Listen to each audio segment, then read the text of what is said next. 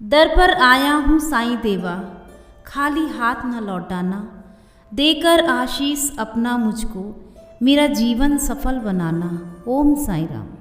मेरे प्यारे साईं भक्तों, मैं आज आपके सामने अध्याय 21वां प्रारंभ करने जा रही हूँ। श्री V.H. ठाकुर, श्री अनंतराव पाटड़कर और श्री पंढरपुर के वकील की कथाएं। इस अध्याय में हेमांत पंत ने श्री विनायक हरिश्चंद्र ठाकुर V.A., श्री अनंतराव पाटड़कर पुणे निवासी तथा पंढरपुर के एक वकील की कथाओं का वर्णन किया है। ये सब कथाएं अति मनोरंजक हैं। यदि इनका सारांश मननपूर्वक ग्रहण कर उन्हें आचरण में लाया जाए तो आध्यात्मिक पथ पर पाठकगण अवश्य अग्रसर होंगे। प्रारंभ। यह एक साधारण सा नियम है कि गत जन्मों के शुभ कर्मों के फलस्वरूप ही हमें संतों का सानिध्य और उनकी कृपा प्राप्त होती है। उदाहरणार्थ हेमांत पंत स्वयं अपनी घटना प्रस्तुत करते हैं। वे अनेक वर्षों तक बम्बई के उपनगर बांद्रा के स्थानीय न्यायाधीश रहे। पीर मौलाना नामक एक मुस्लिम संत भी वहाँ निवास करते थे। उनके दर्शनार्थ अनेक हिंदू, पारसी और अन्य धर्मावलंबी वहाँ जाया करते थे। उनके मुजावर ने हेमांत पंत से भी उनका दर्शन करने के लिए बहुत आग्रह किया, परंतु किसी न किसी कारणवश उनकी भेंट उनसे न हो सकी। अनेक वर्षों के उपरांत जब उनका शुभ काल आया तब वे शिरडी पहुँचे और बाबा के दरबार में जाकर स्थायी रूप से सम्मिलित हो गए। भाग्यहीनों को संत समागम की प्राप्ति कैसे हो सकती है? केवल वे ही सौभाग्यशाली हैं जिन्हें ऐसा अवसर प्राप्त हो। संतों द्वारा लोक शिक्षा का कार्य चिरकाल से ही इस विश्व में संपादित होता आया है। अनेकों संत भिन्न भिन्न स्थानों पर किसी निश्चित उद्देश्य की पूर्ति के लिए स्वयं प्रकट होते हैं। यद्यपि उनका कार्यस्थल भिन्न होता है, परंतु वे सब पूर्णतः एक ही हैं। वे सब उस सर्वशक्तिमान परमेश्वर की संचालक शक्ति के अंतर्गत एक ही लहर में कार्य करते हैं। उन्हें प्रत्येक के कार्य का परस्पर ज्ञान रहता है और आवश्यकता अनुसार वे परस्पर पूर्ति भी करते हैं, जो निम्नलिखित घटना द्वारा स्पष्ट है। श्री ठाकुर, श्री V.H. ठाकुर V.A. रहनवी विभाग में एक कर्मचारी थे। वे एक समय भूमि मापक दल के साथ कार्य करते हुए बेलगांव के समीप बड़गांव नामक ग्राम में पहुँचे। वहाँ उन्होंने एक कानड़ी संत पुरुष अप्पा के दर्शन कर उनकी चरण वंदना की। वे अपने भक्तों को निश्चलादास कृत विचार सागर नामक ग्रंथ का भावार्थ समझा रहे थे। जब श्री ठाकुर उनसे विदाई लेने लगे तो उन्होंने कहा, तुम्हें इस ग्रंथ का अध्ययन अवश्य करना चाहिए और ऐसा करने से तुम्हारी इच्छाएं पूर्ण हो जाएंगी तथा जब कालांतर में तुम उत्तर दिशा में जाओगे तो सौभाग्यवश तुम्हारी एक महान संत से भेंट होगी, जो मार्ग प्रदर्शन कर तुम्हारे हृदय को शांति और सुख प्रदान करेंगे। बाद में उनका स्थानांतरण जुन्नूर को हो गया, जहाँ की नाड़े घाट पार करके जाना पड़ता था।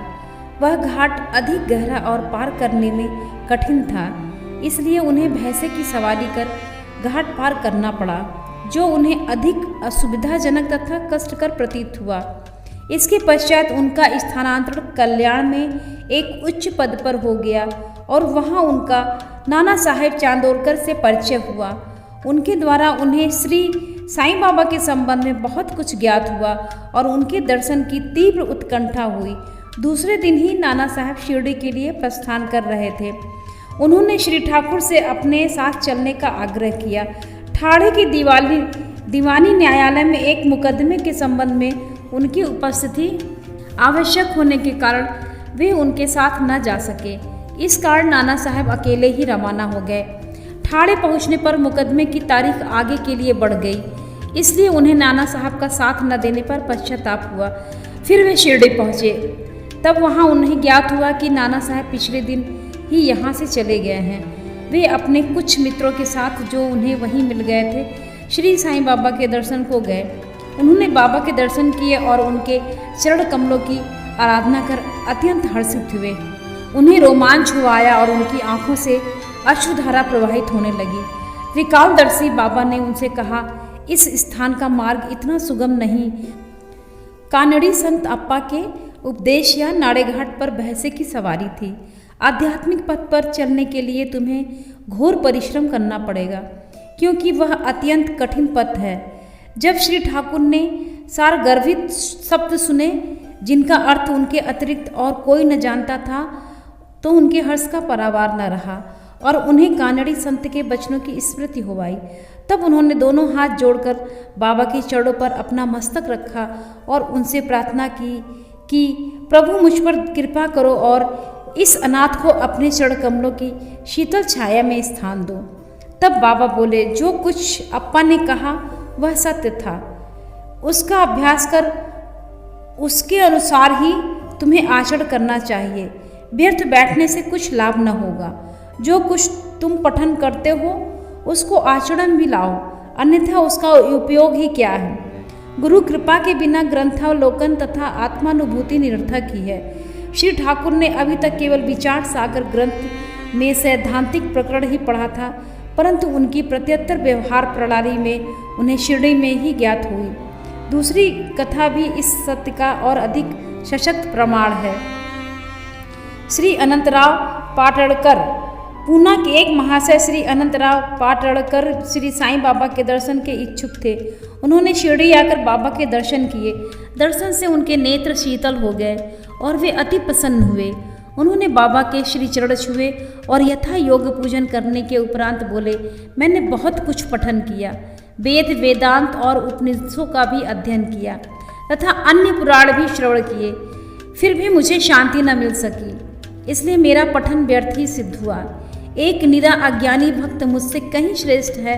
जब तक मन को शांति नहीं मिलती तब तक ग्रंथावलोकन व्यर्थ ही है।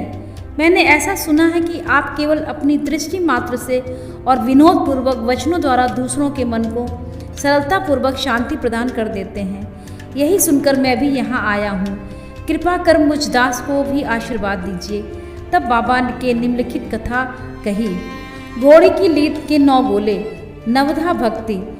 एक समय एक सौदागर वहाँ आया। उसके सम्मुख ही एक घोड़ी ने लीद की। जिज्ञासु सौदागर ने अपनी धोती का एक छोर बिछाकर उसमें लीद के 9 गोले रख लिए और इस प्रकार उसके चित्त को शांति प्राप्त हुई। श्री पाटड़कर इस कथा का कुछ भी अर्थ न समझ सके, इसलिए उन्होंने श्री गणेश दामोदर उपनाम दादा केलकर से अर्थ समझाने की प्रार्थना की और पूछा कि बाबा के कहने का अभिप्राय क्या है। वे बोले कि जो कुछ बाबा कहते हैं उसे मैं स्वयं भी अच्छी तरह से नहीं समझ सकता, परंतु उनकी प्रेरणा से ही मैं जो कुछ समझ सका हूँ वह तुमसे कहता हूँ। घोड़ी है ईश कृपा और 9 गोले एकत्रित गोले हैं नविधा भक्ति, यथा श्रवण, कीर्तन, नाम स्मरण, पाद सेवन, अर्चन, वंदन, दास्य, संख्य, आत्मनिवेदन। ये भक्ति के 9 प्रकार हैं। इसमें से यदि एक को भी सत्यता से कार्य रूप में लाया जाए तो भगवान श्री हरि अति प्रसन्न होकर भक्त के घर प्रकट हो जाएंगे। समस्त साधनाएं अर्थात जप, तप, योगाभ्यास तथा वेदों के पठन पाठन में जब तक भक्ति का संपुट न हो बिल्कुल शुष्क ही है। वेद ज्ञानी या ब्रह्म ज्ञानी की कीर्ति भक्ति भाव के अभाव में निरर्थक है। आवश्यकता है तो केवल पूर्ण भक्ति की। अपने को भी उसी सौदागर के समान ही जानकर व्यग्रता तथा उत्सुकता पूर्वक सत्य की खोज कर 9 प्रकार की भक्ति को प्राप्त करो, तब कहीं तुम्हें दृढ़ता तथा मानसिक शांति प्राप्त होगी। दूसरे दिन श्री पाटड़कर बाबा को प्रणाम करने गए तो बाबा ने पूछा कि क्या तुम्हें लीद के 9 गोले एकत्रित किए। उन्होंने कहा कि मैं अनाश्रित हूँ, आपकी कृपा के बिना उन्हें सरलता पूर्वक एकत्रित करना संभव नहीं है। बाबा ने उन्हें आशीर्वाद देकर सांत्वना दी कि तुम्हें सुख और शांति प्राप्त हो जाएगी, जिसे सुनकर श्री पाटड़कर के हर्ष का परावार न रहा। पंढरपुर के वकील। भक्तों के दोष दूर कर उन्हें उचित पथ पर ला देने की बाबा की त्रिकालज्ञता ही एक छोटी सी कथा का वर्णन कर इस अध्याय को हम समाप्त करेंगे। एक समय पंढरपुर से एक वकील शिरडी आए। उन्होंने बाबा के दर्शन कर उन्हें प्रणाम किया। तथा कुछ दक्षिणा भेंट देकर एक कोने में बैठ वार्तालाप सुनने लगे। बाबा उनकी ओर देखकर कहने लगे कि लोग कितने धूर्त हैं जो यहाँ आकर चरणों पर गिरते हैं और दक्षिणा देते हैं, परंतु पीछे गालियाँ देते रहते हैं। कितने आश्चर्य की बात है ना। यह पगड़ी वकील के सिर पर ठीक बैठी और उन्हें उसे पहननी पड़ी। कोई भी इन शब्दों का अर्थ न समझ सका, परंतु वकील साहब इसका गूढ़ार्थ समझ गए। फिर भी वे सिर झुकाकर बैठे ही रहे। वाड़े लौटकर वकील साहब ने काका साहब दीक्षित को बतलाया कि बाबा ने जो कुछ उदाहरण दिया और वह मेरी ही ओर लक्ष्य कर गया कहा गया था, वह सत्य है। वह केवल चेतावनी ही थी कि मुझे किसी की निंदा नहीं करनी चाहिए। एक समय जब उपन्यायाधीश श्री नुलकर स्वास्थ्य लाभ करने के लिए पंढरपुर से शिरडी आकर ठहरे तो वार रूम में उनके संबंध में चर्चा हो रही थी। विवाद का विषय था कि जिस व्याधि से उपन्यायाधीश अस्वस्थ हैं, क्या बिना औषधि सेवन किए केवल साईं बाबा की शरण में जाने से ही उनसे छुटकारा पाना संभव है? और क्या श्री नुलकर सदृश एक शिक्षित व्यक्ति को इस मार्ग पर अवलंबन करना उचित है? उस समय श्री नुलकर का और साथ ही साथ श्री साईं बाबा का भी बहुत उपहास किया गया। मैंने भी इस आलोचना में हाथ बटाया था। श्री साईं बाबा ने मेरे उसी दूषित आचरण पर प्रकाश डाला है। यह मेरे लिए उपहास नहीं वरन एक उपकार है, जो केवल उपदेश है कि मुझे किसी की निंदा न करनी चाहिए और न ही दूसरों के कार्यों में विघ्न डालना चाहिए। शिरडी और पंढरपुर में लगभग 300 मील का अंतर है। फिर भी बाबा के ने अपनी सर्वज्ञता द्वारा जान लिया कि वार रूम में क्या चल रहा था। मार्ग में आने वाले नदियाँ, जंगल और पहाड़ उनकी सर्वज्ञता के लिए रोड़ा न थे। वे सबके हृदय की गुहम बात जान लेते थे और उनसे कुछ छिपा न होता था। समीपस्थ या दूरस्थ प्रत्येक वस्तु उनके लिए दिन के प्रकाश के समान प्रकाशमान थी तथा उनकी सर्वव्यापकता दृष्टि से ओझल न थी। इस घटना से वकील साहब को शिक्षा मिली कि कभी किसी का छिंद्रावेषण एवं निंदा नहीं करनी चाहिए। यह कथा केवल वकील साहब के लिए ही नहीं वरन सबके लिए शिक्षाप्रद है। श्री साईं बाबा की महानता कोई न आंक सका और न ही उनकी अद्भुत लीलाओं का अंत ही पा सका। उनकी जीवनी भी तदनुरूप ही है, क्योंकि वे परम ब्रह्म स्वरूप हैं। अध्याय समाप्ति। ओम साईं।